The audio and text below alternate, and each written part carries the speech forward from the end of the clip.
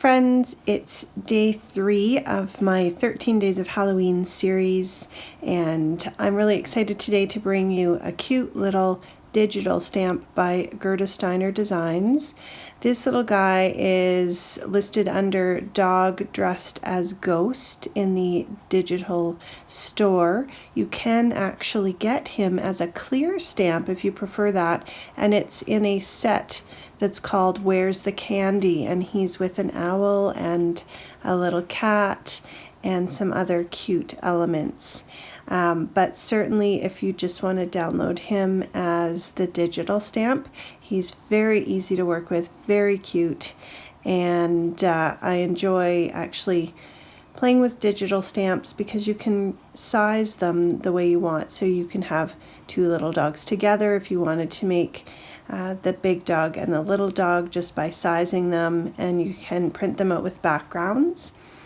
And I've printed this on a 65-pound white cardstock that I picked up in a pack from Michaels, and I find this goes through my printer very easily, and I can still color with Copic markers very easily and get a nice blend. So I'm just using some Copics, and I wanted to stick with more of a pink undertone for the sheet because the background papers that I'm using are pink and purple, and I thought that would look really cute. So I just used a really light pink to go around the edge for the sheet, and I'm just using some browns to color in the dog where his nose and eyes and ears peek out in his feet. And I like starting with a dark color first, but I know a lot of people have their own style, and I think whatever works for you is what you should go with. And if you're not sure, then just pick up some markers and try them. The Copics, as well as a lot of other different markers, are alcohol based and they blend very nicely. So a little bit different than a watercolor marker. You've got the alcohol as the solvent there, and you still get a blend just by going over the markers, whether it's light to dark or dark to light. I find that I can blend them out easier when I use dark to light. I don't use a particular shading arrangement. I just add some dark shadows and make sure I have some highlights just so my eye sees that there's dark and light there. So just filling in with those colors, and I also find once the Copic markers sit for a minute, they also blend a little bit better.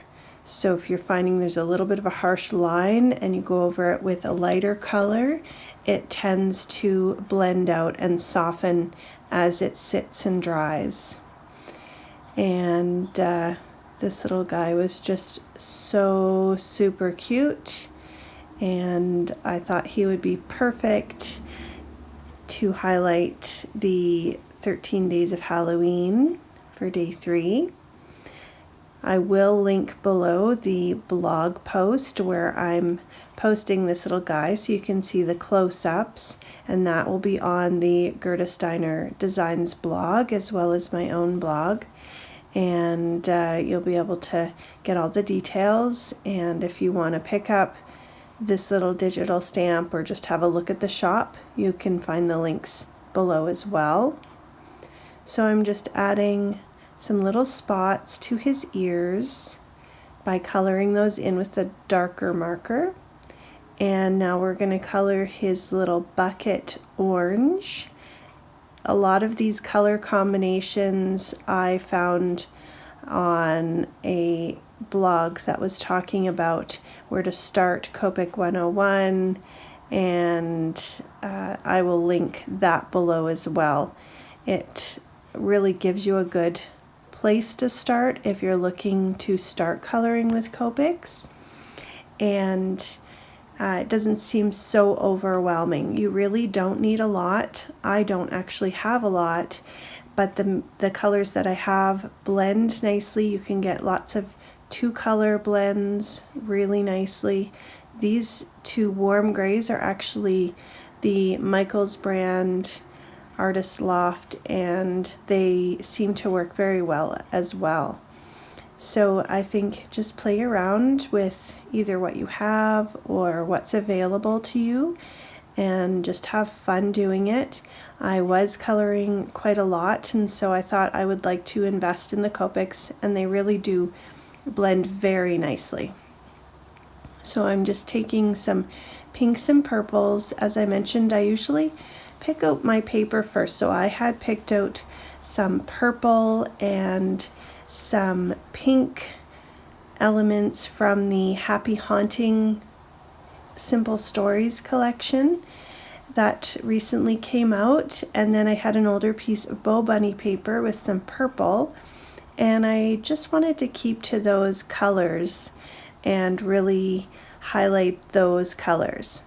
I'm going to fussy cut this cute guy out, and it's easiest to fussy cut if you have your scissors but you're moving your paper. So I've got my Jelly Roll pen. This is a number 10, and there's a couple places I went out of the line a little bit, so I'm just using my pen to cover those and add some cute little dots to the bucket and the nose and the ears and the feet. And now I've got my piece of white cardstock that I folded into an A2 size card. This is a piece of Bo Bunny paper that I've had in my stash.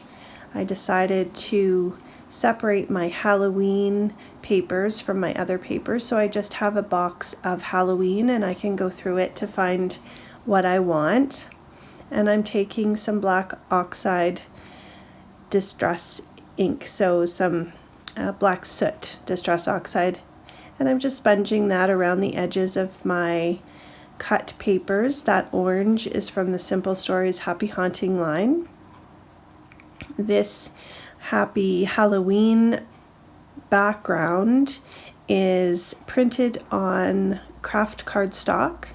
It was an older one from the Gerda Steiner Designs website she had offered, and I don't believe it's there anymore.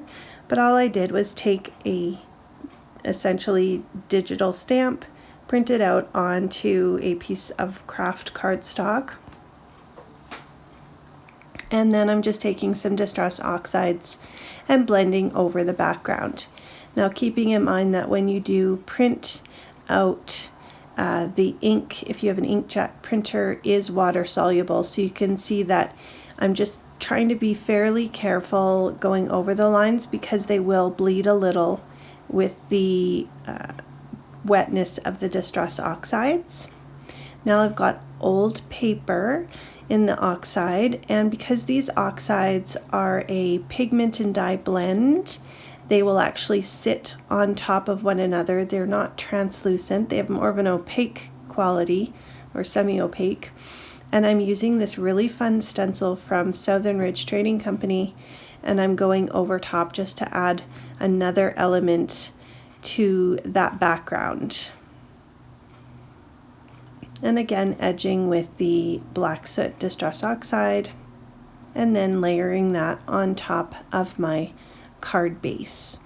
I've got some Shimmers paste. It's a glimmer paste. There's lots of glimmer pastes out there. I'm not sure whether this is still sold or not. And I'm using a star stencil from Southern Ridge Trading Company. They have really cool stencils in their shop, and a lot of them are available either in 12-inch, 6-inch, or 3-inch size. So I really like the little mini stars of this. And this paste dries clear with just a glimmer, so I gave it a little shot with my heat gun, but it will actually be a little while before that dries completely.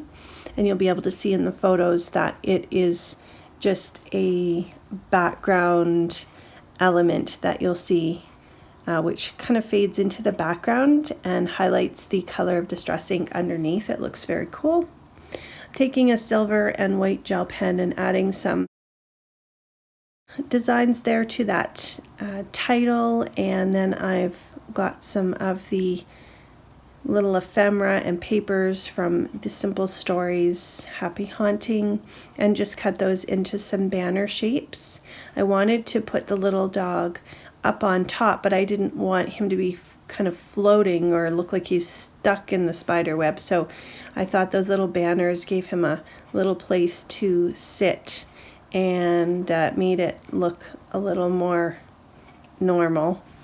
So we've got the glossy accents, which is really great to use over your stamped images. It gives them some texture and some areas where your eye can see some extra design and gloss and shimmer. And we've got some neat sequins here that I grabbed from my stash, and I'm just sticking those down. Usually I do them in clusters of 3, so I've got a few on the top left, one in kind of the middle, and a few on the bottom around that sentiment. And this jewel picker, which I often just forget to grab, is really great for these little tiny small stars that I ended up putting around the card as well. And that dries clear, the matte medium, so anything peeking out is going to dry completely. So there's a look at this really fun card. It was fun to make and to create the background, and it will be great to put in my stash. Be sure to check back every Tuesday and Thursday. Hit that notification bell so you don't miss any, and I hope you have an awesome week.